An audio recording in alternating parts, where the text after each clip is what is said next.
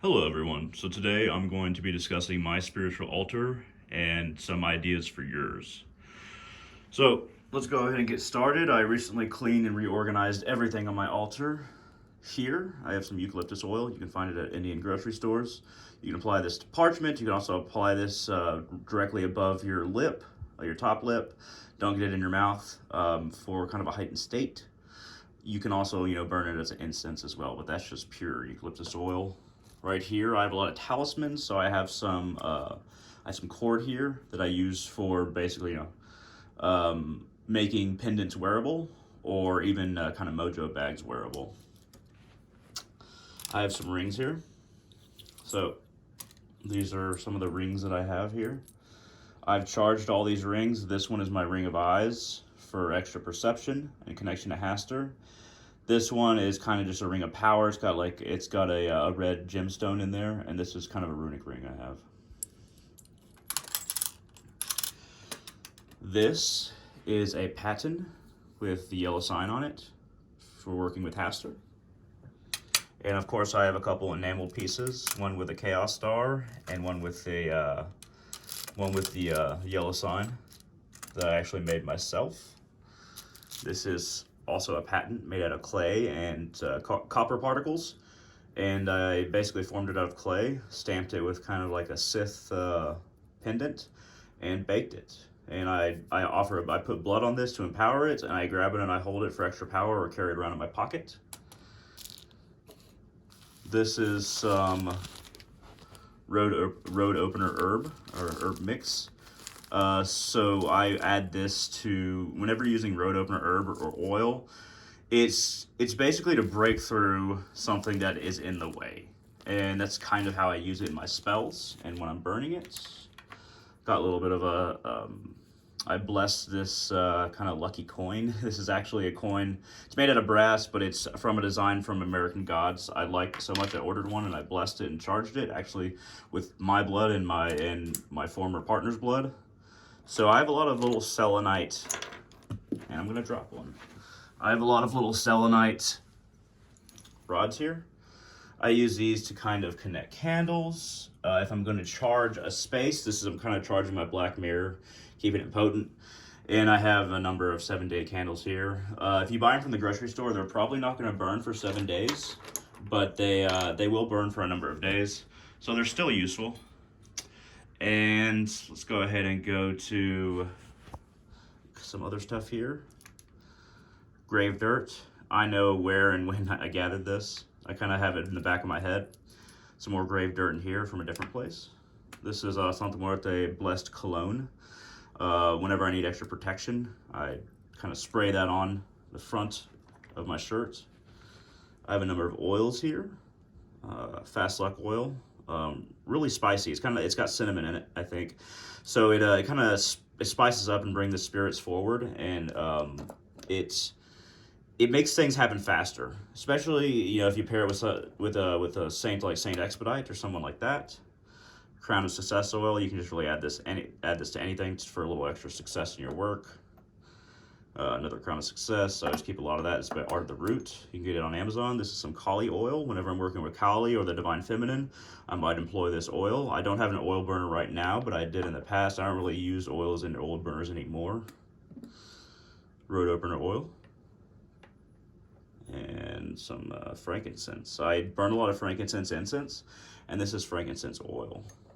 That raises vibration, and it can be used in a very versatile kind of herb or oil. So it starts out as a resin. And I have some little lapis right here. I can dot it around if I'm going to charge something or cast a spell, and kind of if I'm going to use something that aligns with the calmness and the peacefulness of lapis lazuli. I also have some Amazonite. This one I don't use very often, to be honest. This one is Moonstone. It's very calming, very introspective, and it of course aligns with the moon, but it aligns with kind of your more calm, meditative nature. You might use that in a peaceful spirit ceremony or some kind of blessing. I made this goddess oil, goddess water rather, and a copper ball that I made, and I charged it, and it's blessed with the energy of Kali Ma and the Divine Mother in general. We're gonna skip over a few of these things because this will take a while. This is a shell in which I burn sage, and I usually have a little natural feather that I use in conjunction with it. And right now on my pillar of power, I have Lakshmi, goddess of wealth, fortune and prosperity, and just health in general. I have 2 coins that I offer to her, and one beside her that she's blessed, and I carry with me for extra prosperity in my life. I have some holy water. Well, this is actually water from the River Jordan, I believe, and this I have a lot of Christian stuff, so I use that in conjunction with saint work. Also, I use it really when I'm trying to ease the spirits in a space if I'm working in the graveyard, or if I'm trying to kind of create a circle to where nothing can get in. This is holy oil, olive oil base from the Holy Land, from Jerusalem. And once again, so when you're using, let's say, Christian holy water or oil, it works for a number of magical things and other rituals. It doesn't just work for Christians. That's a misconception a lot of the time. So this right here was made by Andre Vitamus. I commissioned him to do this to empower my blood magic. This is a little piece of parchment that I blessed with motivation, courage, and strength from the Divine Mother Kali Ma. This is some grave worker oil that I made some time ago, and I'm kind of using it as I go. Over here, I have some, so this is basically holy water, holy oil, frankincense, and dirt from Jerusalem, and a crucifix. I'm still deciding exactly what I'm going to do with that. It's probably going to be employed in grave work, most likely. And so this is when I don't want to burn a full black candle, I might use it for a bit and then use it for a similar purpose later on. You might want to think about that in your own work. You don't always have to let a candle burn down, though it's usually a good idea to do that. I got some holy water, more holy water down there. And so I also have some, this is a little pouch. It's a good idea whenever you have pouches as talismans or a combination of different ingredients, to know what they are. You don't labeling helps, but if you work with your altar or shrine often, then you don't really need to label things. You kind of know what's in it. This is dedicated to my Valkyries and kind of a Valkyrie bag. This is a number of coins and some grave dirt from my favorite graveyard, and I'm going to use these coins in offering to spirits. So now going more further here. These are my blessed runes. I created these runes, and I have a squirrel skull to connect with Ratatoskr, who goes up and down the world tree delivering messages. So I have my wooden runes in here. I only take them out when I'm going to use them, so I'm not going to show them right now. This is my current athame that I've been working with, my current ritual blade. So this athame in particular, let me move this real quick. So this athame in particular is made out of a railroad spike. It's I find the aesthetic very appealing, and it's very simple and rough and crude, like a lot of my shamanic work and a lot of my work in graveyards. This is, I originally got it to specifically be for graveyard work, but I kind of use it for pointing, directing energy into things, and making various symbols in the air, or runes in the air. Just gonna put that right back there. It's got some grave dirt on it as well. I got a lot of grave dirt in this stuff. This is a Mjolnir, a Thor's pendant that my friend gave to me, and is actually my favorite Thor one, and I've blessed that as well. These are my spiritual beads, the African beads that I've had for about 9 years. I've been wearing these almost every day. They basically just remind me of my spiritual path, and they slowly, when you double loop them, they slowly get smaller, and then you gotta like pull them to make it even again. So that reminds me of my spiritual path constantly, and these have my energy very much in them. This is my blood hammer. So I forged this out of I forged that out of a cylinder piece of steel. So this The blood hammer, I blessed it, and it's a complicated thing because it's it's something that I wear when I I need some kind of like darker strength, some kind of like crude like little bit of anger strength, but also just kind of pushing through the darkness of this world. That blood hammer helps me with that. It's a little bit hard to quantify, to be honest, because I wear it a lot, but I feel a really crude sense of dim light that's very strong, regardless of its dimness. It's a shadowy kind of hammer, and it's in the shape of the Thor's hammer you might see in TV shows. Because like I'd have another one that I made that's more accurate as far as being a Thor's hammer that was actually worn, something closer to that.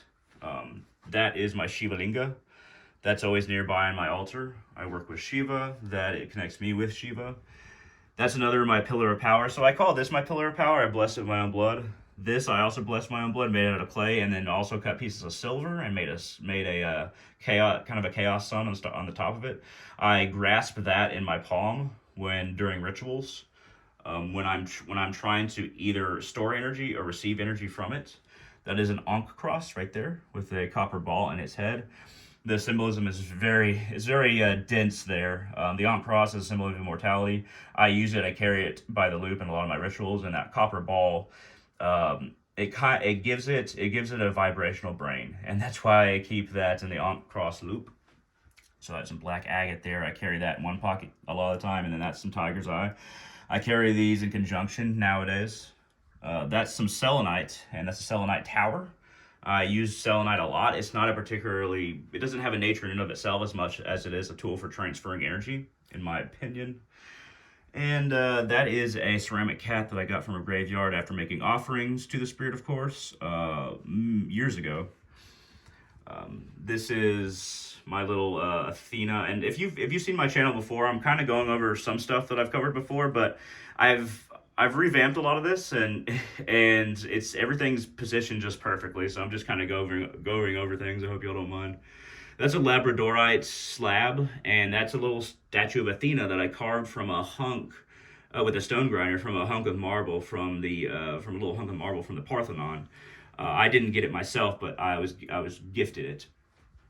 That is some black kyanite right there. That is it is a crystal of transformation, growth, and enlightenment. Very phoenix oriented.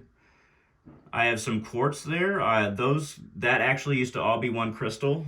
Not that one. Those little pieces right there used to be one crystal. I charged it in a fire ritual, and it kind of shattered, but it's very much charged with the element of fire. So I use that from time to time. That is an arti. It is a little ritual lamp that I put ghee in and put a wick in. It's Hindu in nature, but I use it to offer some light and some ghee to the gods. So in retrospect, my shamanic work, it is very much connected to my magic. Is also very much connected to spirits of the dead, ancestors, and gods. So I'm a shamanic practitioner, one could say. And that is a very particular blade that I won't go into, but it is blessed with the energy of two people, me and someone else, my former partner. We did a lot of blood work with that, and it's a very good pocket knife. Usually you don't want to use a pocket knife for an athame, but it has its energy, it has its purpose. So that is, of course, a pendulum. You recognize that as quartz. And then before we're almost done here, and then I'm going to put a little bit of perspective on what to keep in mind. So that is some spell twine. That is on some grave dirt and pennies and a number of kind of spell pages that I tossed in there over time. But the purpose of that is I put that pendant, for instance, this little spear pendant. I'm not going to take it out, but I put that in there to charge it with grave dirt in particular and the power of the spells that I've done. That twine is meant to use either in binding parchment or binding something for a ritual or a spell. I've been letting that sit there for quite a while. That's a little feather, of course, that I use to waft sage. It's important for a sage shell, by the way, to have those holes in it, so that it has air that's getting to the fire. That is a symbol of life. and I might put some blood on that, of my own blood, and stamp a piece of parchment with it for a spell. This is a restored African wooden statue, if you cannot tell. It's Orisha based. It's kind of an offering bowl here, and it has a place for incense. And what I do, I keep that selenite there to kind of keep it connected to me. So I have Palo Santo or Santo Palo. I always get those. I always get the names switched. And I have some white sage in there, and then I have some those little black pieces are burnt parchment from a spell connecting to Yggdrasil that I did last night. Check that out on my channel if you haven't seen it. So if you haven't seen it yet, I also have a ring in there if you can see past it, and some grave dirt. That's also being charged with grave energy, the ring, but also to my ancestors. So I have a variety of different ancestors from different parts of the world, but I consider this my little ancestor both offering and blessing bowl. So if I put something in there, I thank the ancestors when I take it out. If I'm going to use it for a spiritual purpose, it keeps a dialogue between me and my ancestors. That's offering candle now. It used to just be a red candle for Anima Sola Abysina Clarissa, or Anima Sola in general. That is, I've worked with her. She's probably one of the darker spirits I've ever worked with. I don't work with a lot of quote-unquote dark spirits, but I don't really understand dark and light in the same way other people do, but that's one of the darkest I've worked with. That is a bronze bowl with a hand on it that escapes my memory. It might be a hand of Fatima, but I'm not sure. But that's a good little copper, I think, offering bowl. Actually, I might have said bronze. This is a Rudrakesh. It's really good for, as long as you keep it clean, energetically, it's very good for protecting your aura. So, and then I have my mortar and pestle back there, grinding up herbs and various things, some Buddha statues. Buddhism is near and dear to my heart because it's the first spiritual path that I studied. I wasn't raised with anything myself. So, in retrospect, you got to keep in mind what you're going to be using in a spell. You want to have, or working with spirits or gods or ancestors, you want to have a lot of options available. I have a number of options, but they usually have a similar vibe. They usually have, and I don't practice baneful magic, so you're not going to see a lot of things on here that I would use to maybe curse. I don't do that. I do specialize in defense magic and talisman creation, and a lot of healing spells. Though ironically, I'm a little bit hurt with hypoglycemia right now, but this is I've been throwing a lot of magic at it for sure, and it's been working bit by bit. So keep in mind what symbols you hold most dear to your heart. If it's an Ankh cross, if it's a kind of a chaos star thing, right there. If it's working with the dead or ancestors, what kinds of upliftment do you want from various woods and smudge sticks? Do you want to have multiple spiritual systems on your shrine? Are you okay with combining different systems, like I have Christian stuff here? Or do you have one system? Do you have just a satanic system? Or do you just work with Thor or Odin? Or do you work with Set? Or are you a devotee of the Divine Mother Cauli Ma? I'm very much connected to Cauli Ma. I'm a devotee of her first and foremost. That's why I have a statue given by a friend on here. Her main statue that I use is elsewhere. Keep in mind the nature of the work you want to do. Learn some basics. That back there is my first acolyte. It's kind of a witness to all my work. Kind of a servitor, but more of an observer that's charged over time. I have some copper wire around a piece of selenite, then a little skull suspended with copper wire to keep it perpetually charged. That is also painted in my own blood. That right there I did not mention, but that's kind of my shamanic stick that I might point in rituals or scratch in the dirt during rituals. I might use that for that. So what are you interested in? What do you want to work with? And who do you want to become? Remember, magic is a process of experimentation, of trial and error. So you might want to start out small. You might not want to dig into grave dirt or blood magic immediately. You might want to just start out small. Get some selenite. Get some parchment. I have parchment elsewhere. Get some basic oils like Crown of Success, maybe frankincense oil that you can bless parchment with or bless your third eye with. Black mirrors can be used to speak to spirits, gods, ancestors, a number of things. What do you want to connect with? What do you want to do? Who do you want to become? These are very important to keep in mind. My whole ensemble here is very eclectic. You don't have to be as eclectic. And don't feel like it has to be huge like this. You feel if you just have like this much space, maybe a little bit bigger than a black mirror in your house, use that. Start out small. Start out with a little prayer book, maybe prayers to gods, or maybe you want to use Christian prayers and psalms like me, because these things are very powerful, have been charged over time. Even though I'm not Christian, I consider myself Hindu and a shamanic practitioner. Don't be afraid to start small, but also just don't buy a bunch of random stuff. I have way more than what's here, but this is the stuff I use on a regular basis. Those offering bowls, those two are burnt because I've burnt so many offerings in them of sage, or I might also put flammable alcohol in those. Always have an offering bowl that's clean instead of maybe burnt. Have them separated. And it's always a good idea to have change. I have just a little bit here to have change on a shrine to make little offerings to either maybe spirits, gods, what have you. Or maybe you want to just offer to an herb or a plant. Maybe you want to offer to the yew tree, and you're using some yew in your work. Maybe you want to offer to some the rosemary plant. Speak to these herbs, speak to these trees, even if you're using small bits of them, like they're alive, because they do have grandmother and grandfather spirits. Keep that in mind. This is a incense burner. That's usually what everybody has on altar. I mean, it's very common anyway. Start small. I hope you got some ideas from this. If you have any questions, feel free to shoot them down in the comment section below on YouTube. I know this was kind of long. I just tried to explain as much as possible on my main altar here, even though I have a lot more. So yeah, thank you very much for watching. I hope this helped. I hope this gave you some ideas. And all of you, have a wonderful day.